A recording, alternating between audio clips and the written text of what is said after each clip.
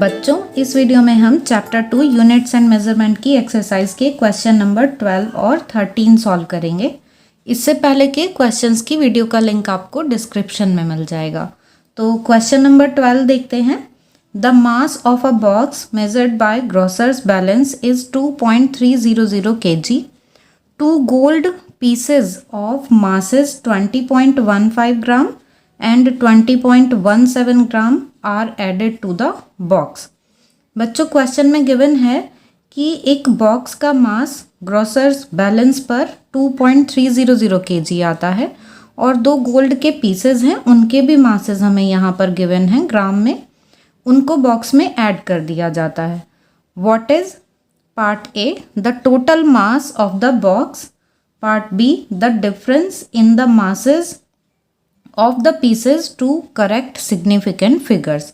अब फाइंड क्या करना है हमको total mass of the box ये फाइंड करना है और हमको डिफरेंस फाइंड करना है, ये जो गोल्ड पीसेस के मासेस में है वो फाइंड करना है टू करेक्ट सिग्निफिकेंट फिगर्स। ठीक है, तो देखते हैं इसका बच्चों। क्वेश्चन में जो हमें वैल्यूज गिवन है वो सब हमने यहाँ पर नोट कर ली हैं। ग्रोसर्स बॉक्स का मास हमको किलोग्राम में गिवन है 2.300 किलोग्राम।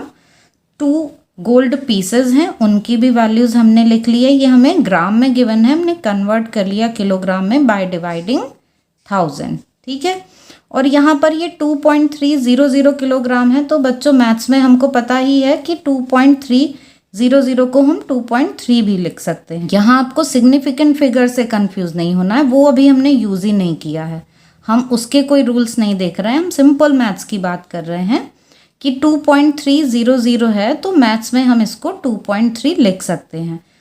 यहाँ डेसिमल के बाद जितनी डिजिट्स आती हैं वो हमको मेजरमेंट के में ये बताती हैं कि मेजरमेंट कितना प्रिसाइज है, मीन्स उसकी एक तरह से हमको एक्यूरेसी बताती हैं कि डेसिमल के बाद कितने प्लेस तक जो इंस्ट्रूमेंट है वो मास को मेज़र कर सकता है। तो अब जब यहाँ पर ये 0 है तो हम इसको 2.3 भी लिख सकते हैं। अगर आप इसको 2.300 भी लिखा रहने देंगे तो भी कोई फ़र्क नहीं पड़ेगा। तो अब यहाँ पर हमको टोटल मास फाइंड करना है बॉक्स का विद गोल्ड पीसेस। तो हम टोटल मास यहाँ पर देख लेते हैं, इनको ऐड करने के बाद ये वैल्यू आ जाती है हमारे पास 2.34032।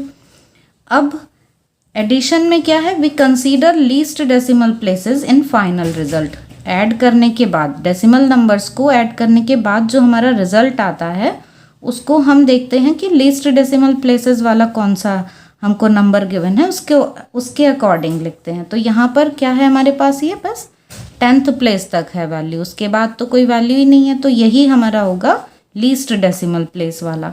तो ये बस 10th प्लेस तक ही है, इसलिए जो हमारा आंसर है ऐड करके जो आया वो 2.3 तक ही राउंड ऑफ हो जाएगा।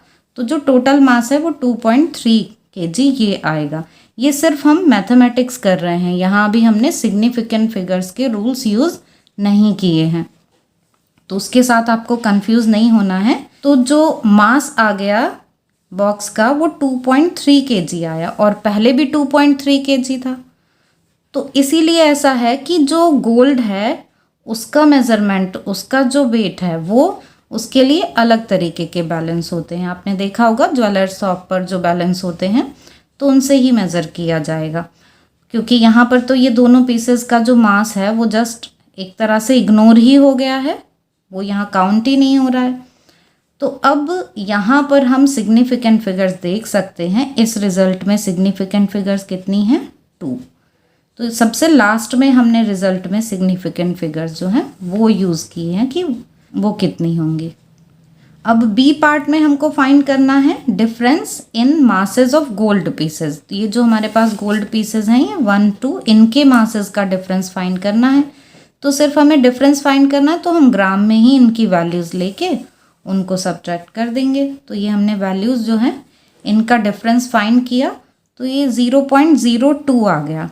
तो अब इन दो वैल्यूज़ का सब्ट्रैक्शन हो रहा है, तो इनमें जब हम देखते हैं यही रूल लगाते हैं हम कि लीस्ट डेसिमल प्लेस, तो यहाँ पर लीस्ट डेसिमल प्लेस कितने हैं, ये 10th 100 2 तक आ रहे हैं डेसिमल के बाद, तो आंसर में भी हम 1, 2 ऐसे 10th और 100 तक ही लेंगे।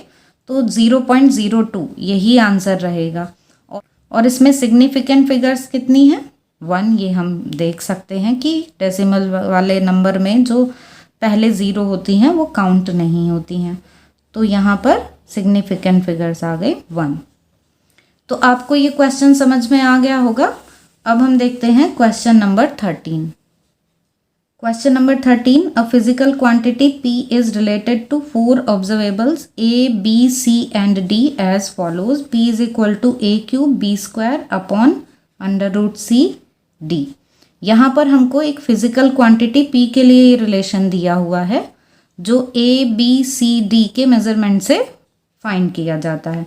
अब ये जो परसेंटेज एरर है यहाँ A, B, C और D के मेजरमेंट में वो हमको गिवन है 1%, 3%, 4% एंड 2% रेस्पेक्टिवली।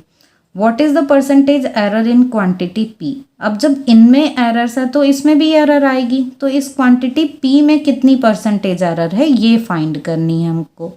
फर्स्ट पार्ट ये है कि हमको परसेंटेज एरर फाइंड करनी है P में।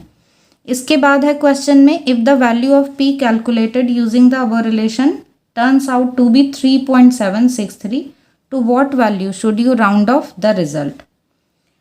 अब इस रिलेशन को यूज़ करके और इन परसेंटेज एरर्स को यूज़ करके जो P की वैल्यू है वो इतनी आती है, तो हमें इस रिज़ल्ट को कहाँ तक राउंड ऑफ करना चाहिए, मीन्स कहाँ तक ये जो रिज़ल्ट है वो हम एक्यूरेटली लिख सकते हैं, वो हमको बताना है। तो देखते हैं इसका सॉल्यूशन। बच्चों ये रिलेशन गिवन है हमें क्वेश्चन में P is equal to A cube B square upon under root C into D।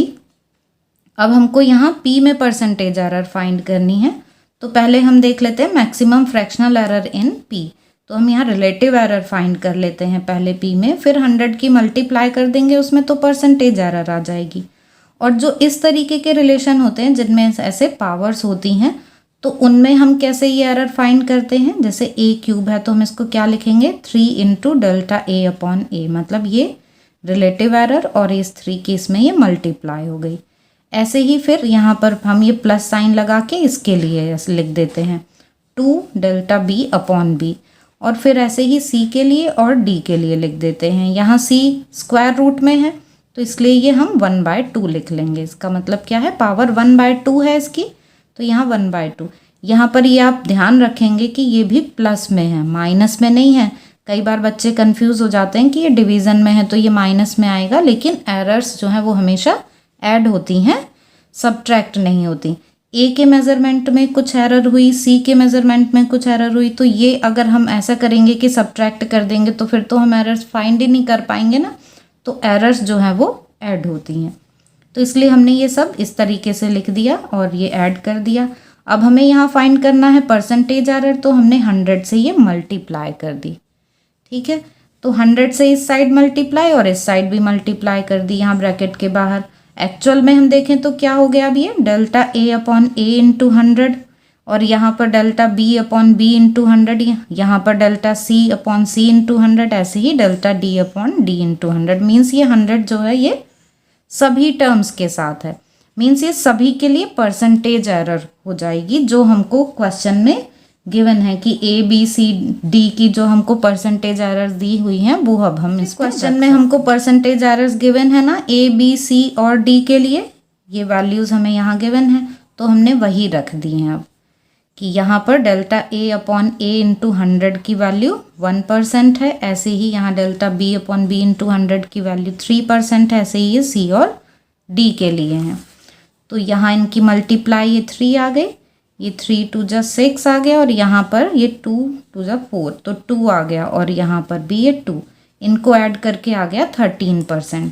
तो जो परसेंटेज एरर आई P में वो क्या आ गई, प्लस माइनस 13%। इतने का वेरिएशन आएगा रिजल्ट में, ये हमको पता चल गया है कि P के मेजरमेंट में इतने % का वेरिएशन है। अब जो क्वेश्चन का सेकंड पार्ट है कि हमको रिजल्ट ये दिया हुआ है कि P को मेज़र किया तो ये वैल्यू आती है, तो इसको हम किस तरह से लिखें। तो अब इस फॉर्मूले, इस रिलेशन को यूज़ करके P की ये वैल्यू आई और इसमें एरर कितनी है 13% की, तो हम देख लेते हैं कि कितनी एरर आएगी इसमें। तो इस रिज़ल्ट का हमने 13% फाइंड कर लिया, 13% इसका 0.489 ये आ गया। तो हम देख रहे हैं कि 10th प्लेस से ही एरर स्टार्ट हो जा रही है, डेसिमल के बाद 10th प्लेस पर एरर है। इसलिए जो हमारा रिजल्ट है उसमें अनसर्टेन नंबर जो है वो ये वाला हो गया, 10th प्लेस पर जो नंबर है वही अनसर्टेन हो गया।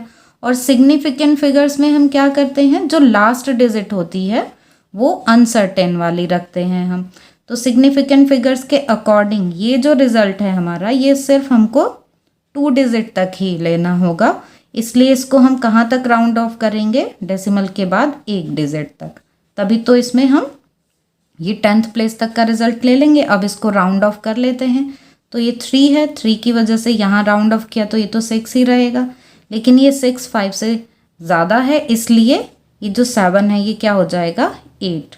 तो ये वैल्यू हम राउंड ऑफ करके कितनी लिखेंगे 3.8। और क्यों हमने 3.8 लिखा है ये आपको समझ में आ गया। तो बच्चों आई होप कि आपको ये दोनों ही क्वेश्चन समझ में आ गए होंगे। फिर भी आपके कोई डाउट्स हों तो आप कमेंट सेक्शन में पूछ सकते हैं।